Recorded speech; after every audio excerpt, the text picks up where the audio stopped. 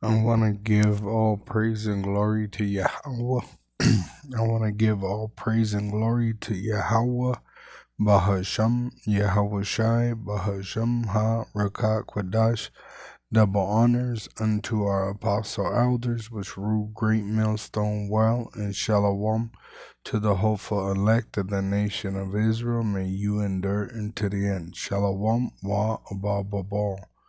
So this is Matthew 9, verse 1. And he entered into a ship and passed over. He is Yahweh Shai, our Savior, and came into his own city. And behold, they brought to him a man sick of the palsy, lying on a bed. And Yahweh Shai, seeing their faith, said unto the sick of the palsy, Son, which he's an Israelite, be of good cheer, thy sins be forgiven thee. And behold, certain of the scribes said within themselves, This man blasphemeth. And Yahushua, knowing their thoughts, said, Wherefore think ye evil in your hearts? Verse 5, For whether is easier to say, Thy sins be forgiven, or to say, Arise and walk? But that ye may know that the Son of Man hath power on earth to forgive sins. Then saith he to the sick of the palsy, Arise, take up thy bed, and go unto thine house. All right, so Yahushua came to give us liberty from the wage of our sin, which we sinned, and we forsook the Lord by going after the way of the heathen. The Israelites is us, all right, the chosen people of Yahweh, and Yahushua is our Savior, the Messiah, which he was sent to take away the wage of our sin. It says that in Matthew 1 and 21. And she, being Mary, shall bring forth a son. The son is Yahushua, and thou shalt call his name Yahushua. It's not Jesus, for he shall save his people from their sins. When you go into the lexicon, the Greek lexicon, all right, the name Jesus is not in the Greek, it's Jesus. Now, when you go into this interlinear, it'll tell you it's Hebrew origin, so it's not even Greek.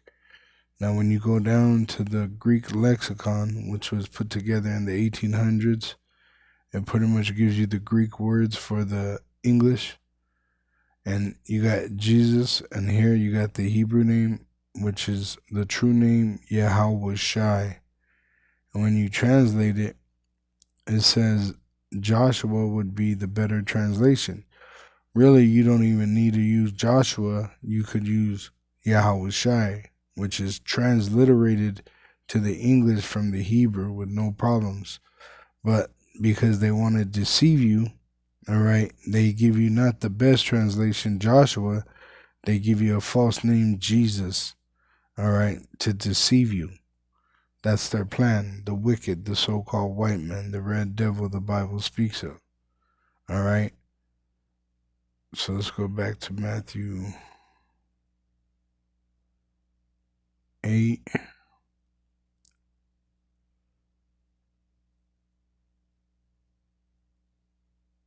And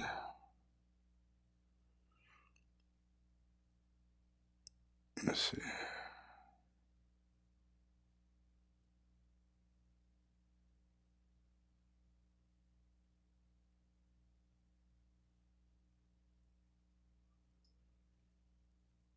Verse 7, it says, And he arose and departed to his house.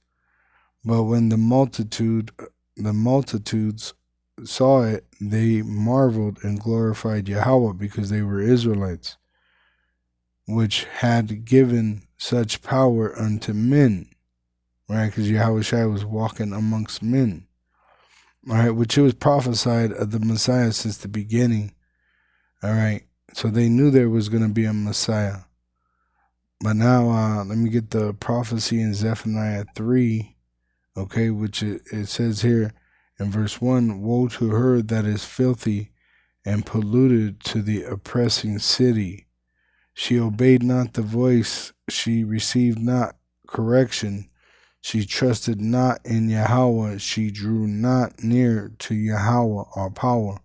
So this is talking about Israel, all right, and that we disobeyed the commandment of our power, Yahweh. This is why all these things happen, all right. So now I'm going to jump down, because eventually the Lord's going to punish the heathen because they took advantage of us. It says in Jeremiah 50 and 6, it says, my people have been lost sheep, which even Yahushua said he came for the lost sheep of the house of Israel. Their shepherds have caused them to go astray. They have turned them away on the mountains. They have gone from mountain to hill, which they broken us up and divided us. They have forgotten their resting place, which they do not tell us the truth that we are the Israelites. All that found them, talking about the other nations, have devoured them. And their adversaries said, we offend not, because they have sinned against Yahweh, the habitation of justice, even Yahweh, the hope of their fathers. So they think they're not doing nothing wrong because we sinned. But we have a Messiah which paid for the wage of our sin, giving us liberty, all right, which we have the power to overcome, all right. It says in Zephaniah 3, verse 11, in that day shalt thou not be ashamed for all thy doings wherein thou hast transgressed against me. For then I will take away out of the midst of thee them that rejoice in thy pride, and thou shalt no more be haughty because of my holy mountain, which he's going to put the heathen in slavery under us, and that's what he's preparing us for, is to receive the earth and to rule in righteousness. It says in verse 12, I will also leave in the midst of thee an afflicted and poor people, the Israelites, and they shall trust in the name of Yahweh, which are the remnant of Israel. The remnant of Israel shall not do iniquity, which is immoral behavior, which we understand according to this truth, nor speak lies, neither shall a deceitful tongue be found in their mouth, which is a characteristic of the hopeful elect. For they shall feed and lie down, and none shall make them afraid. Sing, O daughter of Zion. It says, shout, O Israel. Be glad and rejoice with all the heart, O daughter of Jerusalem. Yahweh hath taken away thy judgments. He hath cast out thine enemy. The King of Israel, even Yahweh, is in the midst of thee. Thou shalt not see evil no more. In that day it shall be said to Jerusalem, fear thou not, and to Zion, let not thy hands be slack.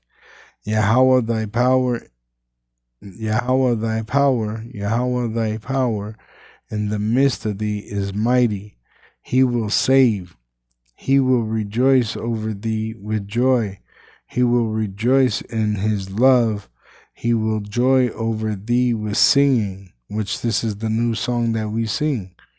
I will gather them that are sorrowful for the solemn assembly, who are of thee, to whom the reproach of it was a burden. Behold, at that time, I want to see that one in the NLT. I'm just curious. It says, I will gather you who mourn for the appointed festivals, because we want to keep all the holy days of Yahweh Ba'ashem Yahushai, which he gave to the Israelites. You will be disgraced no more, which the Lord's going to give us the power to keep these holy days in our land eventually. It says, behold, at that time I will undo all that afflict thee, which he put curses on us because we sinned. All right. But now that we're repenting, he's unleashing us from that curse and putting those curses on our enemy.